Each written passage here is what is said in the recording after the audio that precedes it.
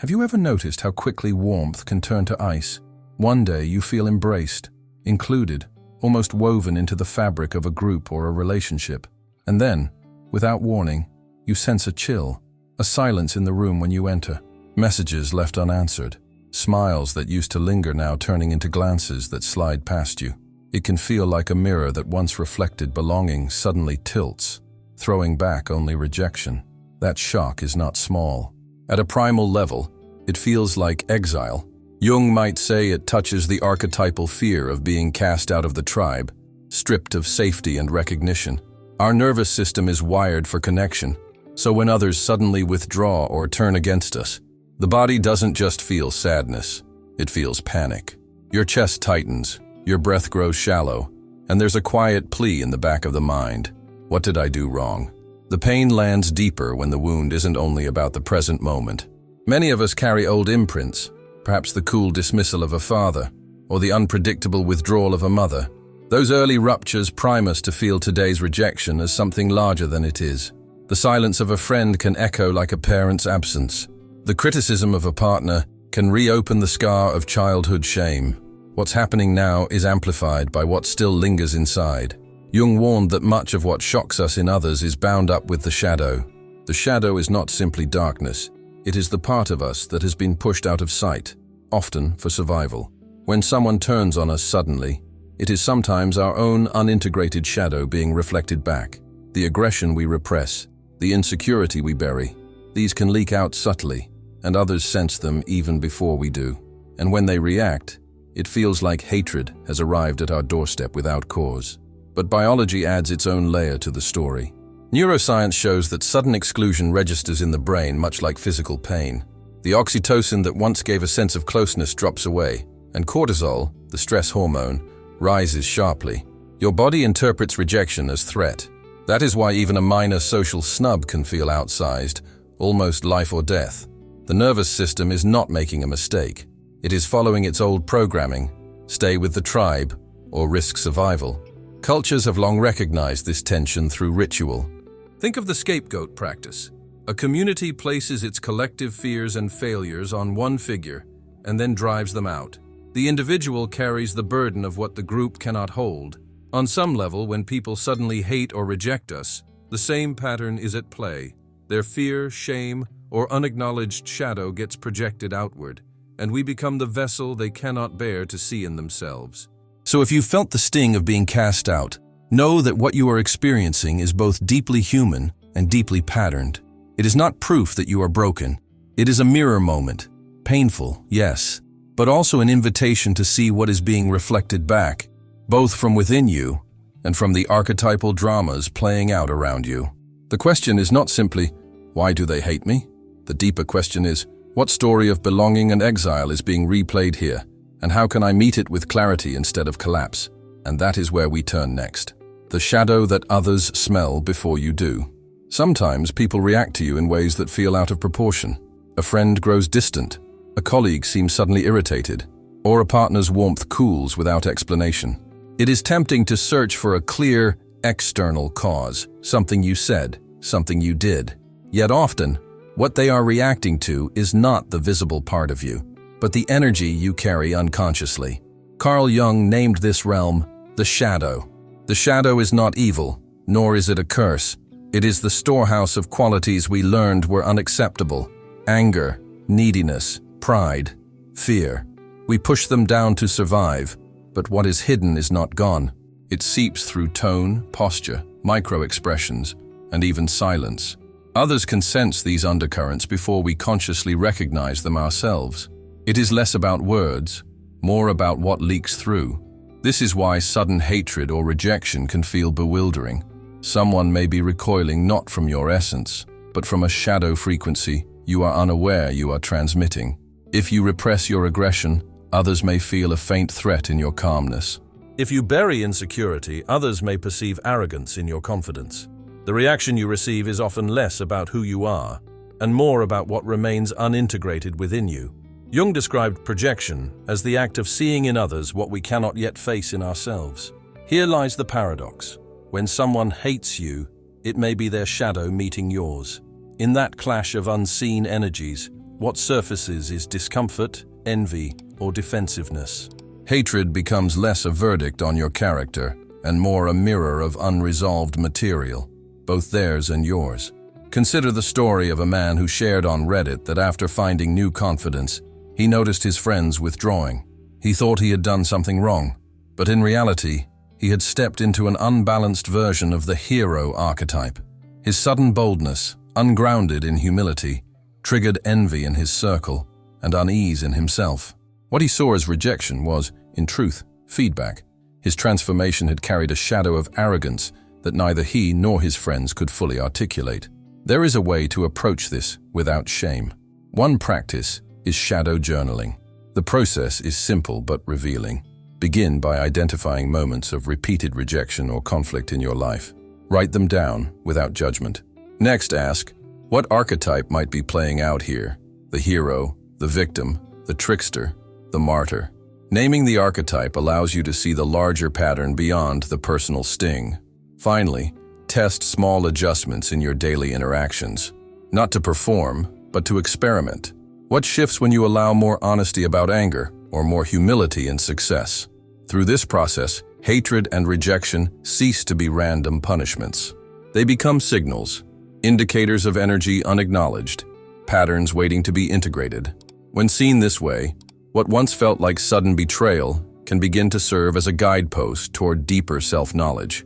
The shadow that others smell before you do is not your enemy. It is your teacher.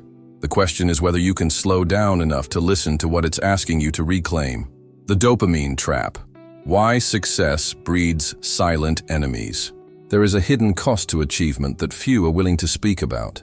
The moment you rise, whether in career, fitness, relationships, or even personal growth, you begin to notice a shift. Some people cheer loudly at first, but beneath the surface another energy grows. A friend who once supported you now pulls away. A colleague celebrates your promotion, yet with a subtle edge in their voice. What is happening here is not always malice.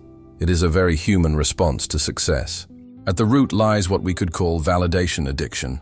When our sense of worth is regulated by external applause, we live in cycles of dopamine highs and lows. Each moment of recognition floods the brain with pleasure. Yet, the higher the surge, the sharper the come down. This rhythm not only hooks us into craving approval, but also affects those around us. Our gains can unconsciously highlight what others feel they lack, stirring their own cycles of comparison. Neuroscience gives clarity here. Every time we experience a rise in status, likes on social media, recognition at work, admiration in a relationship, dopamine circuits flare. The brain of the observer is not neutral. For them, your gain can trigger an involuntary loop of comparison, envy, or even resentment. This is why success does not always bring closeness. It often activates subtle rivalry. Jung would describe this through the tension of opposites. When you embody growth, you awaken the dormant potential in others. But instead of integrating it, some will project it outward, casting you as a rival or even a threat. In this sense, hatred can be less about your behavior and more about the discomfort your progress provokes in others. It is an unconscious equalization, an attempt to pull you back so the world feels balanced again. This dynamic is not new. Nietzsche wrote about ressentiment, the bitterness of those who feel powerless to rise on their own. In today's social media age, this plays out daily.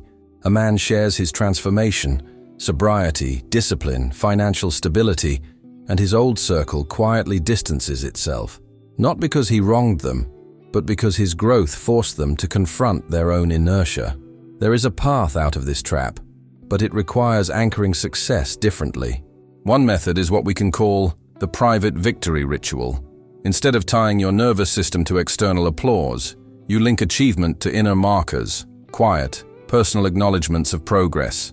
It may be a line written in a journal at night, a breath of gratitude after a workout, or a simple pause to notice that you acted with integrity when no one was watching.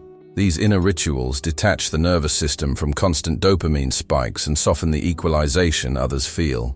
In truth, the more you rise, the more you will meet silent enemies. Yet this hostility is not proof of failure. It is evidence of movement. The deeper challenge is to grow without being enslaved to applause, and to walk with strength even when admiration turns to envy. Success, then, is not only measured by what you gain, it is measured by whether your center remains steady when others cannot celebrate your rise. When kindness becomes a weapon against you. It may sound paradoxical, but kindness can sometimes turn against the one who offers it. Many men learn early that the way to survive in relationships is to be agreeable, accommodating, endlessly available. It looks like compassion, but often it is a survival strategy, what psychologists call the fawn response. Instead of fight or flight, the instinct is to appease. Keep others comfortable so they will not abandon you. On the surface, this seems noble. Underneath, it breeds a quiet contempt. Why would generosity and niceness provoke rejection? Because when kindness is compulsive rather than authentic, it reflects a hidden wound. Trauma bonds and codependency often hide inside this pattern. When someone senses that your kindness is driven by fear of conflict, fear of abandonment, they do not experience it as strength. They experience it as dependency. And dependency can trigger discomfort, even disgust, in those who are not willing to carry it. There is another layer. Jung noted that suppressed emotions do not vanish. They reappear in unexpected ways. When anger is continually buried, others often project it back onto you. They sense the energy you refuse to acknowledge, and it unsettles them. The paradox is clear. The more you deny your capacity for anger, the more others will treat you as if you are the vessel of their hostility. History and philosophy have long observed this tension. Machiavelli once wrote that it is safer to be feared than loved. He was not glorifying cruelty, but pointing to a truth. Respect often precedes affection. Without boundaries, kindness loses weight. It becomes a currency that devalues itself through overuse. People may take from you freely, but in the end, they do not feel closer. They feel superior, and contempt soon follows. The work, then, is not to abandon kindness, but to ground it. Boundaries transform kindness from appeasement into strength. One way to sense whether your generosity is being weaponized is to notice the balance of exchange. Does giving leave you energized or drained? Do others meet your effort with respect or with entitlement? The answers to these questions reveal whether your kindness is a bridge or a chain. When kindness is rooted in self-respect, it becomes powerful. It carries weight because it is offered by someone who is also capable of saying no. And strangely, this makes the kindness itself feel more trustworthy. People respect what is given freely, not what is poured out compulsively. So when rejection arrives in response to your generosity, pause before blaming yourself. It may not mean you were too kind. It may mean your kindness was carrying a shadow of fear, and others responded to the unspoken message beneath it. The path forward is not to harden your heart, but to align your giving with boundaries that preserve dignity. In this way, kindness becomes not a weapon against you, but a force that protects both you and those you care for. The archetypal duel, hero versus trickster in social conflicts. Social rejection often carries an archetypal flavor. You may step into a new phase of life with the courage of the hero, confident, ambitious, intent on lifting yourself and perhaps others. Yet, in the presence of this energy, another force often awakens, the trickster. Where the hero seeks direction, the trickster delights in disruption. This archetypal clash plays out not only in myths and stories, but in workplaces, friendships, and even families. Imagine a situation where you begin excelling at work. You are producing results, bringing clarity, perhaps even inspiring others. And then a colleague begins making jokes at your expense, subtly undermining your contributions. It may feel petty, but the psychology beneath it is rich. Your ascent into the hero role activates in them the trickster's impulse to destabilize. Their ridicule is not purely personal. It is the archetype speaking through them. Behavioral psychology offers another lens. The Pygmalion effect shows how people rise to meet expectations placed upon them.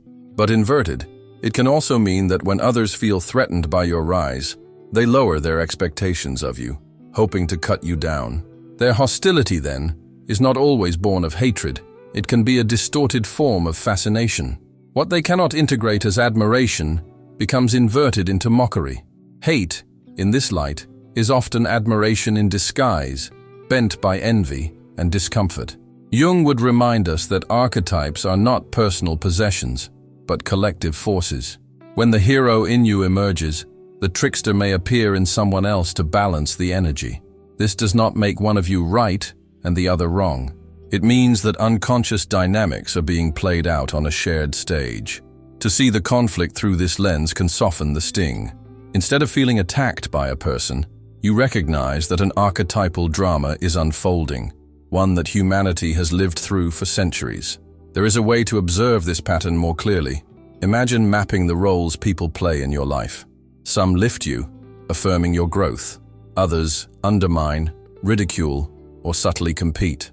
By noticing the archetypes, who embodies the hero, who slips into trickster, who plays the sage, you begin to see that hostility is not random. It follows a symbolic script.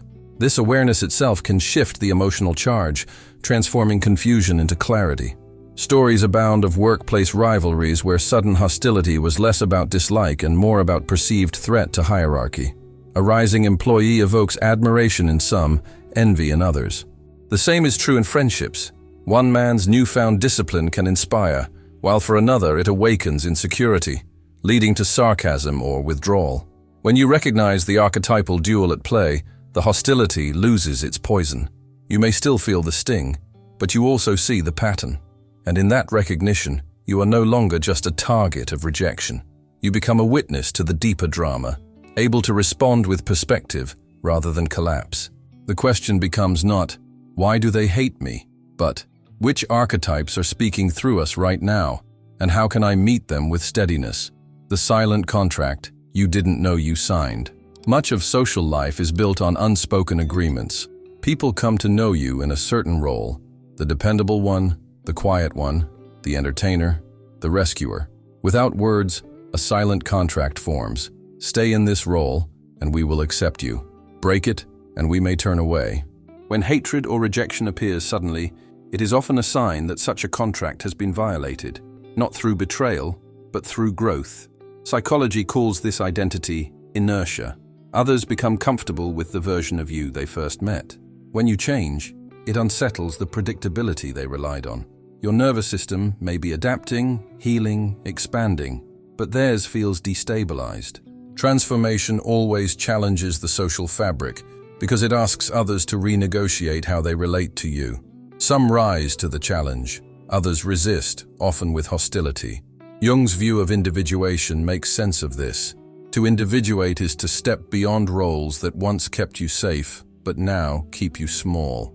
As you integrate shadow, heal wounds, and move toward wholeness, you inevitably disrupt the contracts written in silence.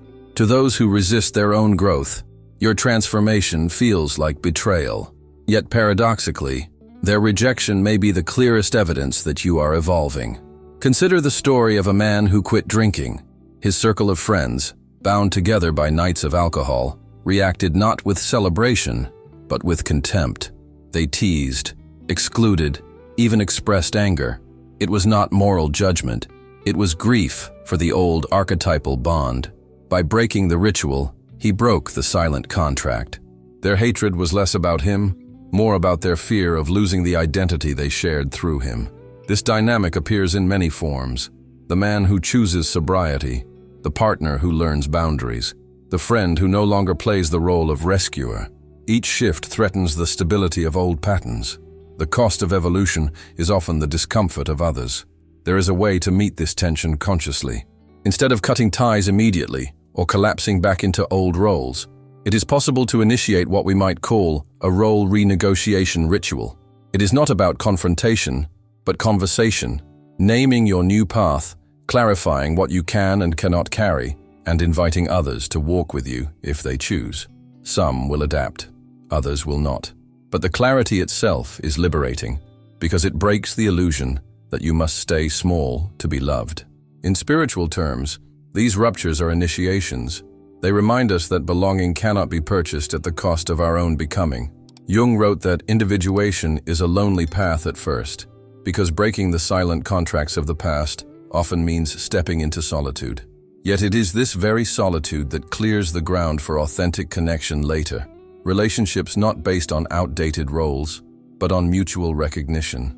So when rejection comes in the wake of your growth, remember, you may not be losing people. You may be shedding contracts that no longer serve your life. And in that release, the path opens for bonds rooted not in who you were, but in who you are becoming, turning hatred into the fire that tempers you. When rejection comes without warning, it can feel like an indictment, as though the very ground of belonging has been taken from under you. But another perspective emerges when we step back. Rejection is not always a punishment. Sometimes it is a crucible. The heat of sudden hatred does not have to consume you. It can temper you, the way fire tempers iron into steel. Think of it this way.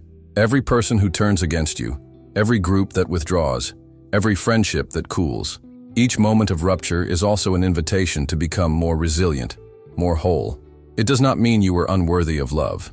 It means you have reached a threshold where the old bonds could no longer contain your growth. The fire burns, but it shapes. Emotionally, the experience can be compared to standing in a forge. The intensity is undeniable. Your nervous system contracts. Your mind races with questions. Your heart aches with the echo of absence. Yet just as iron requires flame to gain strength, so too does the soul often require rejection to find its true density.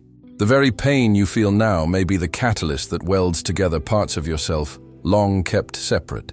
Jung would say that what we meet in hatred is often our own shadow mirrored back.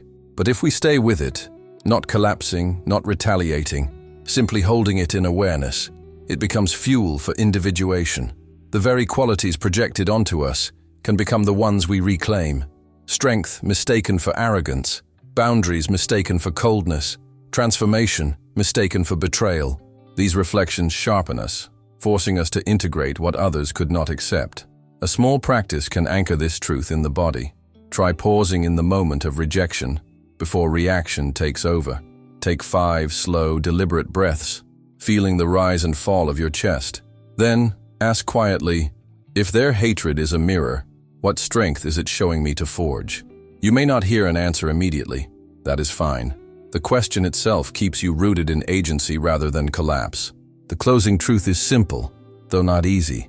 Hatred is not always your enemy. At times, it is the necessary resistance that confirms you are moving beyond comfort, beyond old contracts, beyond masks that no longer fit. What burns today may, in time, reveal the tempered clarity of who you are becoming. So if you have felt the sting of sudden rejection, know this: you are not alone, and you are not broken. You are in the forge. And when the fire has done its work, you will emerge not as someone diminished, but as someone refined, clearer, steadier, more whole. And now I leave you with a reflection. What silent contract are you ready to let burn, so that your life can be lived with more strength and truth?